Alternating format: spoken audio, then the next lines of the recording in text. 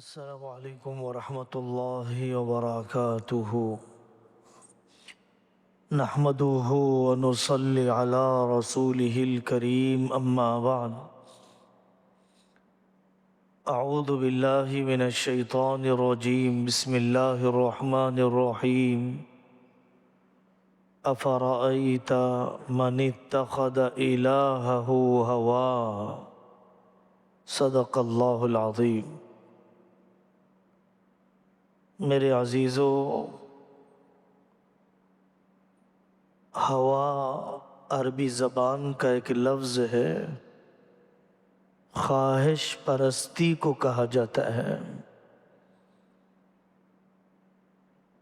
قرآن میں اللہ نے فرمایا، کیا آپ نے اس شخص کو دیکھا جس نے اپنی خواہش کو اپنا خدا بنا لیا؟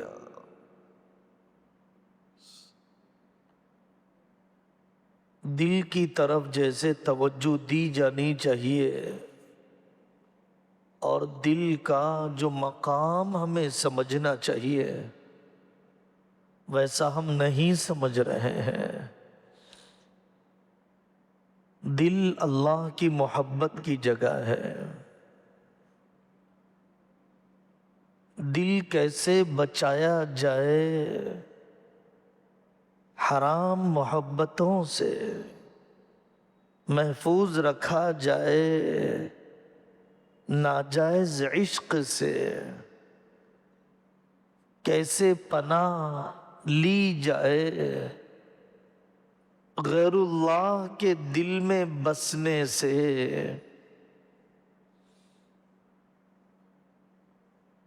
دل پر پہرا لگائیے، غیر محرم کے بھی داخل ہونے سے اور غیر اللہ کے بھی داخل ہونے سے۔ کل ما لہاک عن اللہ فہو صنمک، جو چیز تجھے اللہ سے غافل کرے وہ تیری مورتی ہے، وہ تیرا صنم ہے۔ اللہ کے نیک بندے کتنی حفاظت کرتے تھے اپنے دل کی، کہ جس دل میں اللہ تعالیٰ اپنے غیر کو دیکھتے ہیں شیطان کو مسلط کر دیتے ہیں۔ بعض بزرگوں نے کہا، ما خطوت 40 سنة خطوة لغیر اللہ، 40 سال میں نے کوئی قدم اللہ کے غیر کے لیے اٹھایا ہی نہیں ہے۔ اللہ کے غیر کو پسند کر کے دیکھا ہی نہیں، شرم آ رہی تھی اللہ سے مجھے۔ و40 سنة ما نظرت في شيء استحسنه حیاء من اللہ۔ وہ فرمایا کرتے تھے کہ اگر واقعتاً دل میں یقین کی خوشبو پیدا ہو گئی تو اللہ کے غیر سے سکون نہیں مل سکتا۔ گھر میں درخت تھا، نگاہ نہیں اٹھی اور انہوں نے پوچھنے پر کہا کہ مجھے اللہ تعالیٰ سے شرم آتی ہے کہ اللہ مجھ سے کہیں تکون بین ایدینا وتنظر الی سوانا، کہ میرے سامنے رہ کر غیر کی طرف جھانکتے ہو۔ یہ سب حلال دیکھنے کے بارے میں بات چل رہی ہے۔ اللہ کے غیر سے دل کا سکون حاصل کرنا دنیا میں نقد عذاب ہے۔ سکون القلب الی غیر اللہ تعجیل عقوبت من اللہ فی الدنیا۔ اللہ کے غیر سے یہ دل کیسے سکون حاصل کرتا ہے؟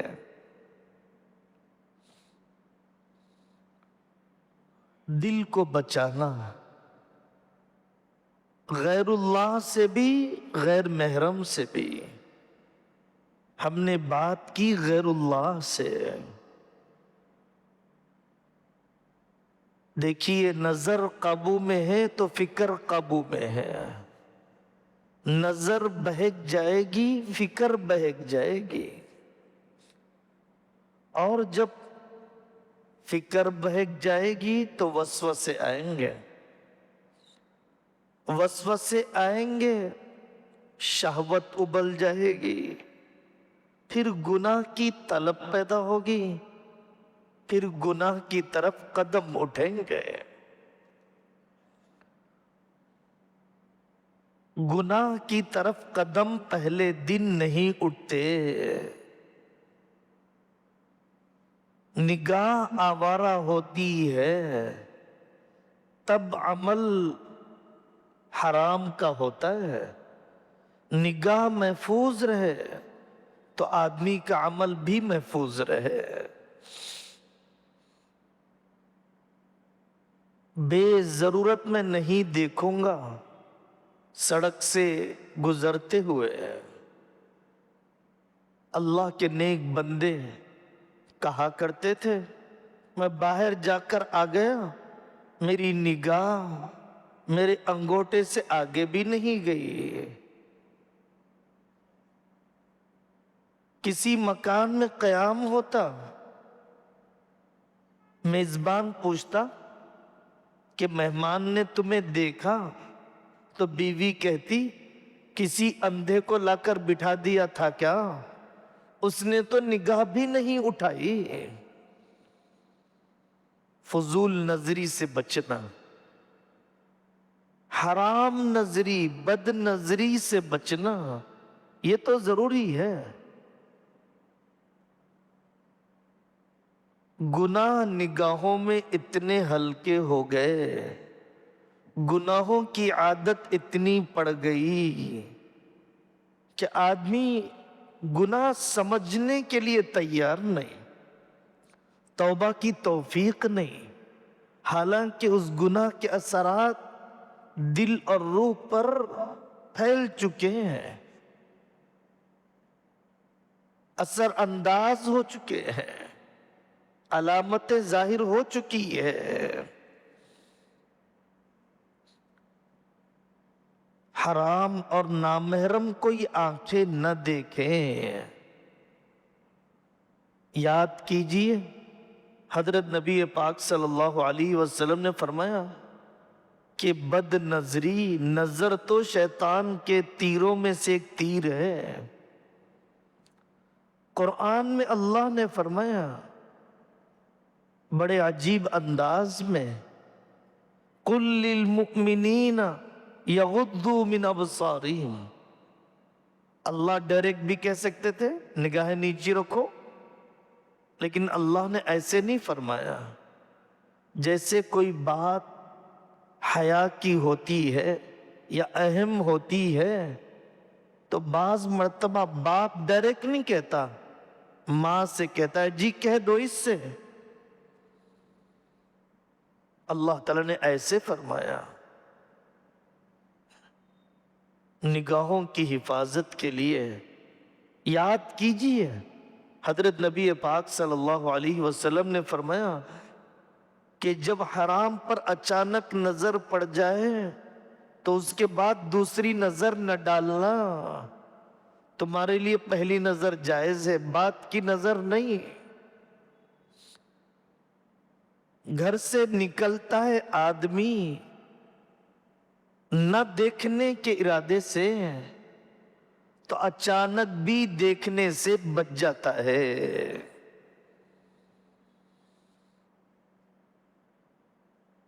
بد نظری ہو گئی، عبادت کی لذت چھن گئی، قرآن بھلا دیا اللہ تعالیٰ نے ایک بد نظری کے نتیجے میں۔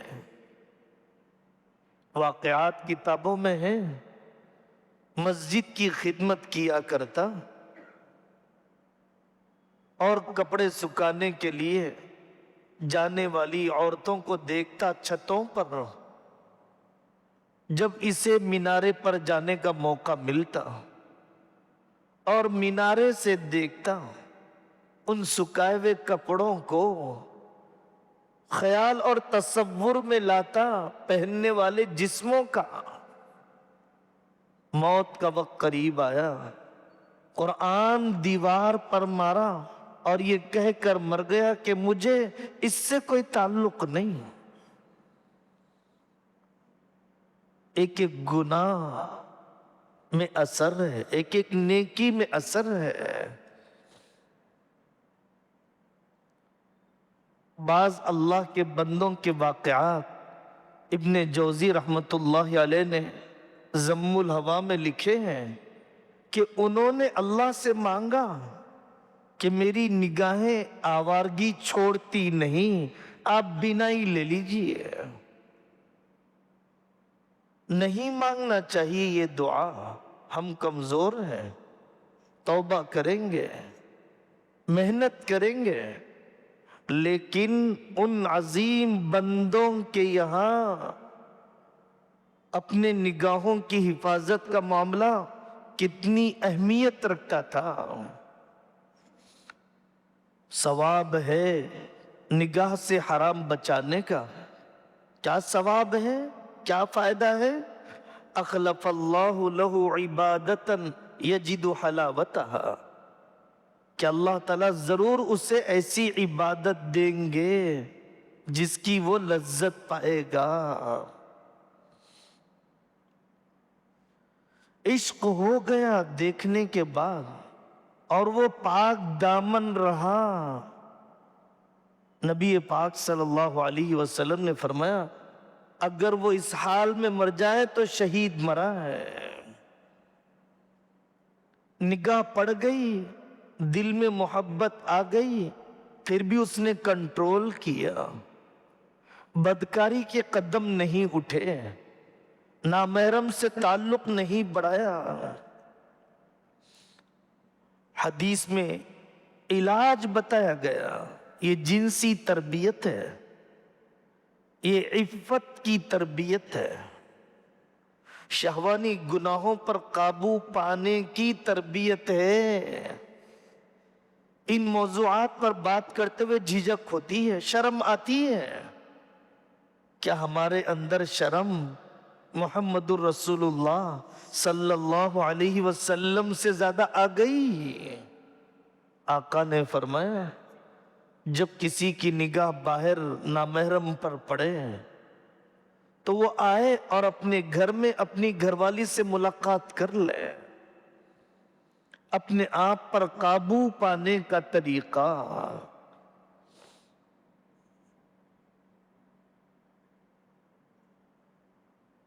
دل پر نگہبان بناؤ، اللہ کو مراقبہ کرو کہ اللہ میرے خیالات کا بھی نگران ہے۔ من راقب اللہ فی خطرات قلبہ عصمہ اللہ فی حرکات جوارحہ، جو یہ دھیان رکھتا ہے کہ میرے اللہ میرے خیالات کو دیکھ رہے ہیں، تو اللہ اس کے جسم سے نکلنے والے حرکات کو پاکیزہ کر دیتے ہیں۔ خیالات پر اگر اللہ کی نگرانی کا دھیان رہے۔ منع کیا حضرت آقا صلی اللہ علیہ وسلم نے کہ نامحرم سے مصافحہ کیا جائے، اس سے تو بہتر ہے کہ اس آدمی کے سر میں کیل ٹھونک دی جائے۔ پھنسی برداشت نہیں ہوتی، کیل کیسے برداشت ہوگی؟ نامحرم سے مصافحے سے آسان ہے کہ سر میں کیل ٹھونک لی جائے۔ ایسا سمجھتے ہیں لوگ یہ دیوبندی بریلوی کی باتیں ہیں، یہ کٹر ازم اسٹریمزم کی باتیں ہیں، یہ حدیث کی بات ہے، پکی حدیثیں ہیں۔ آدمی ہوا پرستی، حسن پرستی، خواہش پرستی کا اتنا غلام، اتنی خدائی دلوں پر بسا لیتا ہے۔ نامحرم کے ساتھ تنہا رہنا حرام ہے۔ حدیث میں ہے تیسرا شیطان ہوتا ہے۔ یہاں تک ابن جوزی رحمۃ اللہ نے نقل فرمایا کہ اگر ایک طرف مریم بنت عمران حضرت عیسیٰ کی والدہ اور دوسری طرف یحییٰ بن زکریا نبی کے بیٹے نبی ہوں اور وہ تنہا جمع ہو جائے تو تیسرا شیطان ہے۔ بہت غور کرنا چاہیے۔ وہ لوگ جو اپنی بیویوں کو، بہنوں کو، بہوؤں کو نامحرموں کے ساتھ، ڈرائیوروں کے ساتھ، دیوروں کے ساتھ، پڑوسیوں کے ساتھ چھوڑ کر جاتے ہیں، بیجا شک بھی نہ کریں اور خود بھی تخلیے میں نہ رہیں۔ شرعی پردہ ضروری ہے، ضروری ہے، ضروری ہے۔ نگاہیں ناپاک ہو کر رہیں گی جب گھروں میں شرعی پردہ نہیں ہوگا۔ شیطان نے اپنا کام کرنا نہیں چھوڑا۔ پہلے دن گناہ نہیں ہوتا، مقدمات کی ایک فہرست ہے۔ اخباروں میں آپ دیکھ رہے ہیں 10 سال کی بچی حاملہ ہو گئی اور بچہ 9 مہینے کا ولادت بھی ہو گئے۔ روزانہ قتل کے واقعات ہیں اخباروں میں، عشق بازی کے نتیجے میں، سابقہ تعلقات کے نتیجے میں، فون کے غیر شرعی استعمال کے نتیجے میں۔ یہ عشق نہیں زنا ہے، یہ عشق نہیں فسق ہے، یہ محبت نہیں بدکاری ہے۔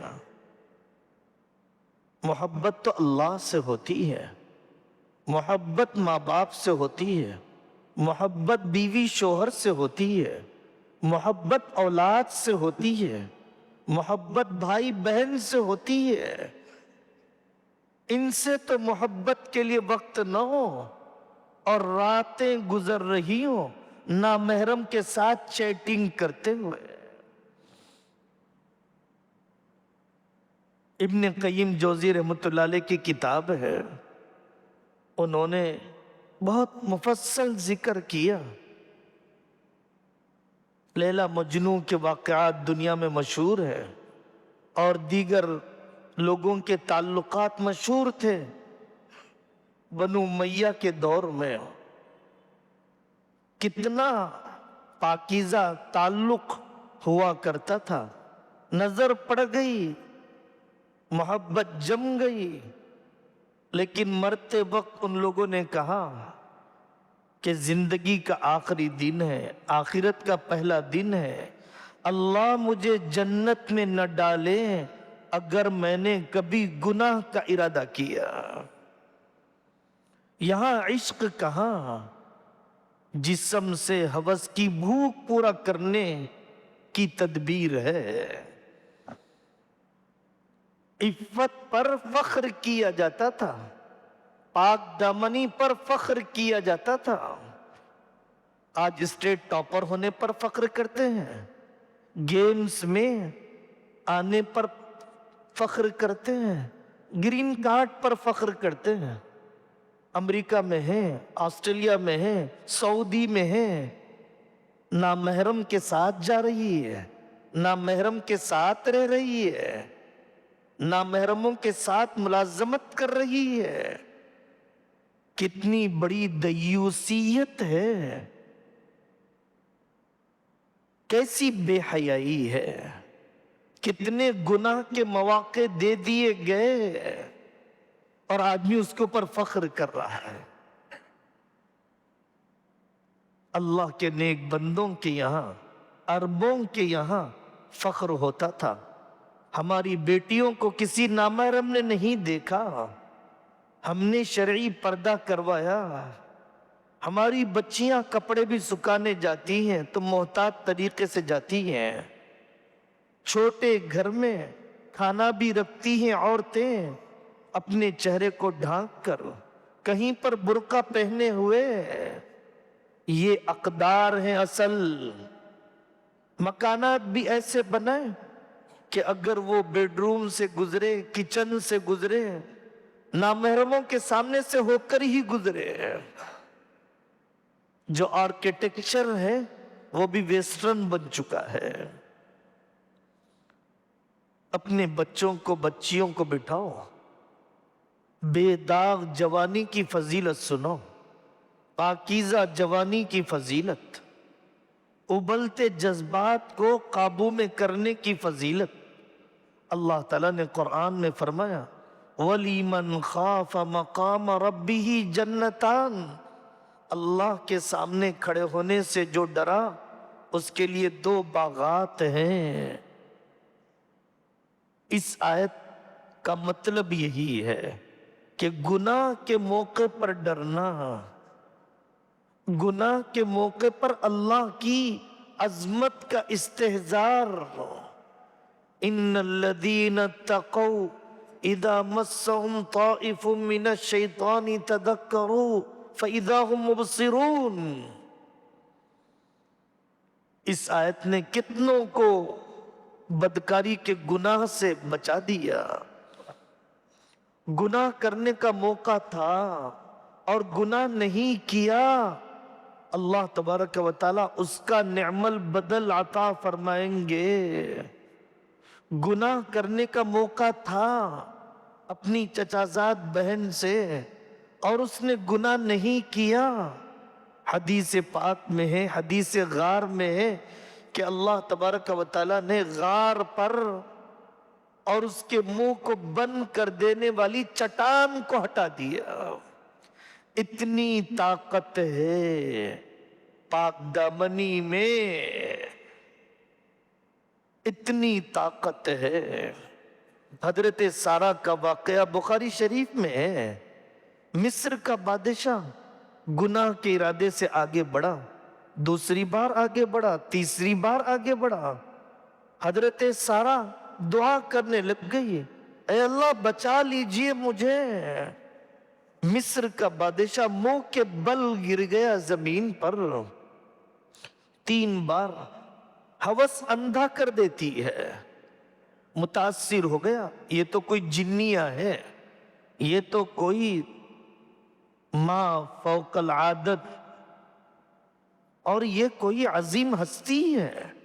تبھی اس نے حضرت ہاجرہ کو خادمہ بنا کر، نوکرانی بنا کر حضرت سارہ کے حوالے کر دیا۔ یہ ہے جب آدمی بچنے کا ارادہ کرتا ہے تو اللہ تعالیٰ کیسے بچاتے ہیں، کیسے پاکیزہ بیویاں دیتے ہیں، تقوی والے شوہر دیتے ہیں۔ دل میں یہ خیال نہ آئے کہ مولانا بہت مشکل ہے اس زمانے میں، کون بچا ہوگا۔ جو چیز جتنی نایاب ہو جاتی ہے اتنی قیمتی ہو جاتی ہے۔ ٹماٹے کم ہو جائیں بازار میں مہنگے ہو جائیں گے، سونا مہنگا ہو جائے گا اگر بازار میں کم ہو جائے، پیاز مہنگے ہو جائیں گے اگر بازار میں کم آئیں۔ ایسے ہی پاکیزہ آنکھ، پاکیزہ جوانی اللہ کے یہاں زیادہ قیمتی ہو جائے گی اگر وہ نایاب ہو جائے۔ نکاح کی ترغیب دی اسلام نے۔ ظلم کر رہے ہم اپنی نسل پر۔ کتنے علماء، کتنے موٹیویشنل اسپیکر، کتنے خطباء، کتنے کاؤنسلنگ کرنے والے متفق ہیں اس بات پر کہ 27 سال کا نوجوان، 28 سال کا نوجوان، 25 سال کی بیٹی کہتی ہے ان سے میرے ماں باپ سے بات کرو، میرا نکاح کرا دے، اور ماں باپ کہتے ہیں ابھی تو سیٹل نہیں ہوئے، ایک بار جانا ہے تمہیں امریکہ، ایک بار جانا ہے تمہیں سعودیہ، رشتے ہمیں پسند نہیں آئے، ظلم کر رہے ہیں یہ ماں باپ، انہیں پتہ ہی نہیں زمانے کے فتنے، انہیں احساس نہیں اس زمانے کے اندر طبیعتوں کا بے قابو پن، کما کر لائیں یہ بچے، گھریلو کام کاج کا سلیقہ سیکھیں یہ بچیاں، لیکن ویل سیٹل ہونے، اپنے پیروں پر کھڑے ہونے کا کیا مطلب ہے؟ کون سا ڈیفینیشن ہے؟ میڈیکل کی پڑھائی ہو گئی، ایم بی بی ایس ہو گیا، اب ایم ڈی ہوگا، اس کے بعد نکاح کریں گے، رخصتی بعد میں سے کریں گے۔ ڈگریوں کی ضرورت ہے یا پاکیزہ جوانی کی؟ ریال کی مقدار بڑھانے کی ضرورت ہے یا پاکیزہ نسل کی؟ عشق کے اسباب میں سے اور زنا کے اسباب میں سے پہلا سبب ہے نگاہوں کا بے قابو پن۔ قرآن نے کہا وَلَا تَقْرَبُوا الزِّنَا، زنا کے قریب نہ جاؤ، یعنی نگاہ، ملاقات، خیالات، تعلقات، یہ سب آدمی کو زنا تک لے جانے والے ہیں۔ حرام تعلق اور حلال تعلق میں یہی فرق ہے۔ حلال محبت، حلال تعلق، حلال عشق، نکاح والا جتنے دن گزرتے ہیں اتنا بیوی شوہر میں اپنائیت بڑھتی ہے۔ حرام تعلق میں جتنے دن گزرتے ہیں اتنا پھیکا پن آتا ہے، اتنا جی بھر جاتا ہے، اتنا رشتہ کمزور ہو جاتا ہے۔ واقعات ہر زمانے میں ہوتے رہے کہ لوگوں نے اپنے محرم سے اپنے بیٹے، اپنے باپ، اپنے بھائی، اپنے داماد، اپنے سسر جب بے احتیاطیاں کی تو عشق مجازی نے زنا تک ارتکاب کروا دیا، ایمان چھوڑ دیا حرام تعلق کو پانے کے لیے۔ قتل کیا جاتا رہتا ہے محبت کے نام پر، خودکشی کر لیتے ہیں محبت کے نام پر، اور نکاح کے بعد پائے جانے والے تعلقات دیکھے نہیں جاتے۔ کتنے خون بہانے کے واقعات آئے دن آج کے اخباروں میں آتے رہتے ہیں۔ یہ مضرات ہیں، یہ تباہ کاریاں ہیں۔ مان لو اللہ سے زیادہ انسان کی فطرت کا کوئی جاننے والا نہیں۔ مت کہو میرا دل صاف ہے، مت کہو میں ایسا نہیں سوچتا، مت کہو مجھ سے ایسا نہیں ہو سکتا۔ کیوں نہیں ہو سکتا؟ جب اللہ نے کہہ دیا، جب دنیا بھر میں ہو رہا ہے الا یعلم من خلق وهو اللطیف الخبیر، کیا قرآن کا اتارنے والا، شریعت کا بنانے والا میری فطرت سے واقف نہیں؟ کیا میں اس زمین اور پلانٹ کا انسان ہوں یا کسی اور پلانٹ سے آ گیا ہوں؟ حضرت ابو عبداللہ اندلسی کتنے بڑے قاری ہیں، کتنے بڑے محدث ہیں، روح کانپ جاتی ہے ان عظیم انسان کے واقعے کو سن کر۔